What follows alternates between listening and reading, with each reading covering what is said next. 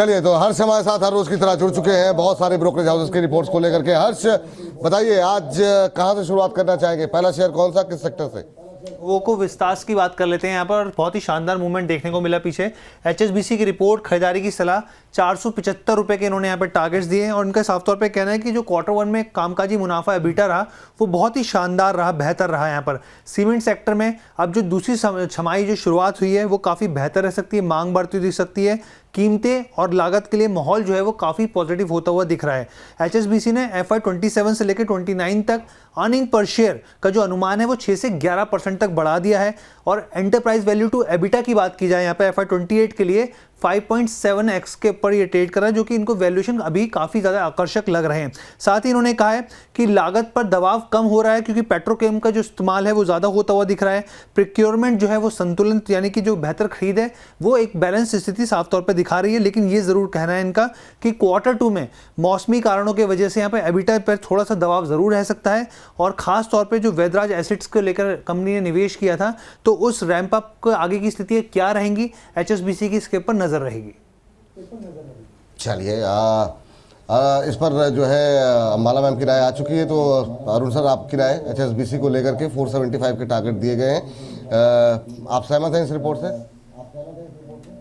बिल्कुल विपुल जी, स्टॉक अच्छा है। इनफैक्ट 2 दिन से मोमेंटम में भी हमारे रडार पे आया था विपुल जी, पर कोई रिकमेंडेशन इसमें हमारी नहीं थी। पर टेक्निकली अच्छा लग रहा है, कहीं ना कहीं मुझे लग रहा है 430 से 440 तक के लेवल मुझे लग रहा है इजीली स्टॉक में आएंगे। आज ही विपुल जी इसमें ऑलमोस्ट 15% की तेजी आ चुकी है, रिपोर्ट का एक बड़ा असर देखने को मिला है। तो 430 तक के टारगेट्स मुझे लग रहा है इसमें आने चाहिए। जी, चलिए, तो ये बात हो गई न्यूको को लेकर के। अगले शेयर के लिए चलते हैं हर्ष के पास। हर्ष, बताइए अगला शेयर कौन सा होगा? जी, सात्विक ग्रीन एनर्जी की बात कर लेते हैं यहाँ पर। और आप देखिए मोतीलाल ओसवाल की रिपोर्ट है, खरीदारी की सलाह, 565 रुपए के इन्होंने टारगेट्स दिए हैं। इनको जो वैल्यूएशन है काफ़ी ज़्यादा आकर्षक लग रहे हैं। इनका साफ तौर पे कहना है कि अगर आप एंटरप्राइज वैल्यू टू एबिटा देखें यहाँ पर तो वो करीब 6.9 गुना के आसपास ट्रेड कर रहा है, जबकि आप वारी एनर्जीज को देखिए वो 9.2 गुना के आसपास और प्रीमियम एनर्जीज 10.4 गुना के आसपास ट्रेड कर रहा है। तो इसके हिसाब से इनको वैल्यूएशन काफ़ी बेहतर दिख रहे हैं यहाँ पे। इसके अलावा उन्होंने कहा कि FY 26 के आखिरी तक अगर आप देखें तो कंपनी की 4.8 गीगावाट सोलर मॉड्यूल क्षमता यहाँ पर है यहाँ पर, लेकिन FY 27 तक ये 8.8 गीगावाट तक बढ़ जाएगी यहाँ पर और सेल क्षमता जो 2.4 गीगावाट तक जो है वो करीब करीब होने की उम्मीद दिख रही है। FY 28 तक जो है सेल मैन्युफैक्चरिंग क्षमता जो है 6 गीगावाट तक पहुँच सकती है यहाँ पर। इसके अलावा अगर आप यहाँ पर देखें तो कंपनी की जो कमाई है वो 92% जो हिस्सा है वो सिर्फ सोलर मॉड्यूल बिजनेस से आता है। तो ब्रोकरेज को काफ़ी पसंद आ रहा है और साफ तौर पे उनका कहना है कि FY 32 तक, साल 2032 तक जो है 40 लाख करोड़ का जो निवेश है भारत के अंदर, जो ये पूरी क्षमता है उस हिसाब से दिखाता है और कंपनी के लिए एक बेहतर स्थिति बनती हुई दिख सकती है। चलिए, अम्बाला मैम क्या व्यू आपका मोतीलाल ओसवाल की रिपोर्ट 565 के target? I agree with this report. I would like to go with it. और करंट प्राइस 478 खरीदने लायक भी है। गुड टू मेंटेन एसएल आपका 415 रुपए पर स्टॉप लॉस लगाइए। जो दिए हुए टारगेट है 565 तो पॉसिबल है ही, 630 इज ऑल्सो पॉसिबल। और मैं आपको मार्च तक की होल्ड की सलाह दूंगी इन दोनों टारगेट्स के लिए, तो पूरा साल भर भी शायद आपको रुकना ना पड़े।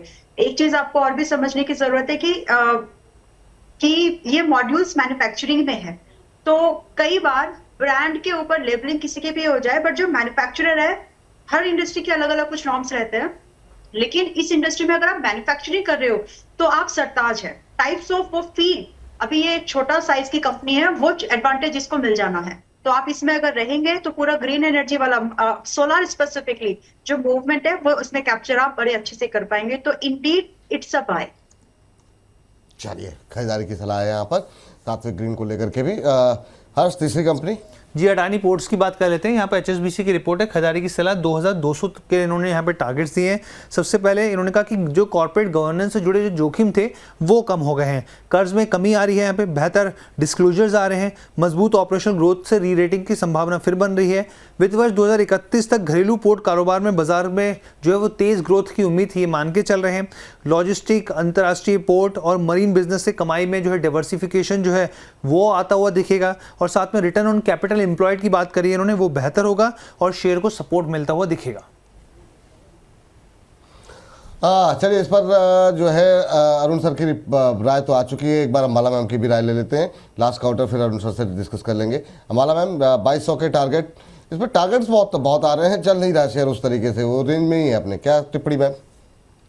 चलेगा विपुल जी, चला बहुत अच्छा है और चलेगा, आई मस्ट से। ये हमको बोलना जरूरी है क्योंकि 40% अभी हाल फिलहाल 2 महीने के अंदर इसमें अपसर्ज आया है। अब जो ये स्टॉक वर्थ रखता है, आप सीधा समझ लो इनका कनेक्शन जो है इंडिया के एक्सपोर्ट इंपोर्ट बिजनेस से सीधा सीधा, तो उस पर तो फोकस हम करेंगे ही करेंगे, राइट। तो डेफिनेटली इसमें ये इन्वेस्टमेंट लेवल है, आप इन्वेस्टमेंट कैटेगरी का लेबल लगाओ इसको और चुपचाप रख लीजिए। 2 साल के बाद देखो, आज के भाव से बात कर रही हूँ मैं, अगर आप इसको 2 साल के बाद देखेंगे आपको बिल्कुल उदास नहीं करेगा, CAGR 35 से ज्यादा का मेंटेन करते हुए दिख जाएगा। अभी फिलहाल के लिए 1830 रुपए के आसपास चल रहा है और इन्होंने जो टारगेट दिया 2220 के दिए, 2200 के दिए हैं। I am quite convinced with this given target. फिर भी मुझे टारगेट्स कम लगते हैं, मुझे लगता है कि आपको 2700 के पार दिखेगा अगर आप 1 साल होल्ड कर ले कम से कम। तो प्लीज इट्स अ बाय, लेकिन बार बार ट्रैक करने लायक नहीं है, बाय करो और छोड़ दो, करंट प्राइस के हिसाब से भी वैसे ही व्यू है जी। चल ठीक मैम, फटाफट लास्ट काउंटर पे चलते हैं। हर्ष, आज का आखिरी शेयर कौन सा होगा? जी, बायोकॉन की बात करते हैं। आखिरी शेयर है डैम कैपिटल की रिपोर्ट, खरीदारी की सलाह, 495 रुपीज़ प्रति शेयर के टारगेट्स दिए हैं। देखिए, सबसे पहले आप एक छोटी सी चीज़ समझ लीजिए, मैलियान जो है दुनिया की सबसे बड़ी जेनरिक दवा कंपनी थी। यहाँ पर 2022 में बायोकॉन ने जो है यहाँ पर इसमें उसकी जो सहायक कंपनी थी उसने यहाँ पर अपने इस बिजनेस को खरीदा था। अब माल्यान ने क्या किया, यहाँ पे माल्यान ने 400 रुपये प्रति शेयर पर अपनी करीब 5.5% की जो हिस्सेदारी है उससे पूरी तरीके से एग्जिट हो रही है। अब ब्रोकरेज के मुताबिक ये बड़ा ओवरहैंग जो है वो खत्म होता हुआ दिखेगा, निवेशकों के लिए काफ़ी बेहतर विकल्प हो सकता है। यहाँ पे बायोसिमिलर बिजनेस के लिहाज से बायोकॉन इनको एक मजबूत ग्रोथ दिखा सकता है और इनका मानना है कि FY27 की दूसरी छमाही में 6 महीने जो है उसमें जो है कमाई में एक अच्छी तेज़ी आती हुई दिख सकती है। सर, क्या टिप्पणी आपकी बायोकॉन को लेकर के? 495 के आसपास का टारगेट दिया गया, अरे टारगेट बहुत बड़े नहीं है, लेकिन आपका व्यू बायोकॉन पे? बिल्कुल बिल्कुल जी, अचीवेबल है। एक ओवरहैंग खत्म हुआ है मैलन का जो उन्होंने बेचा था स्टेक एक्विजिशन के बाद। मुझे लग रहा है ओवरहैंग खत्म होने के बाद स्टॉक पे मुझे लग रहा है री रेटिंग हो सकती है। 495 नजदीक का ही टारगेट है, 460 तक को टेक्निकल टारगेट्स निकल के आ रहे हैं, तो 460 तक का मुझे लग रहा है टारगेट इनिशियल अचीव होना चाहिए और 495 भी मुझे लग रहा है आने वाले मीडियम टर्म में अचीवेबल है। तो स्टॉक में डेफिनेटली बने रहना चाहिए, फ्रेश खरीदारी करना चाहे तो भी करके चल सकते हैं।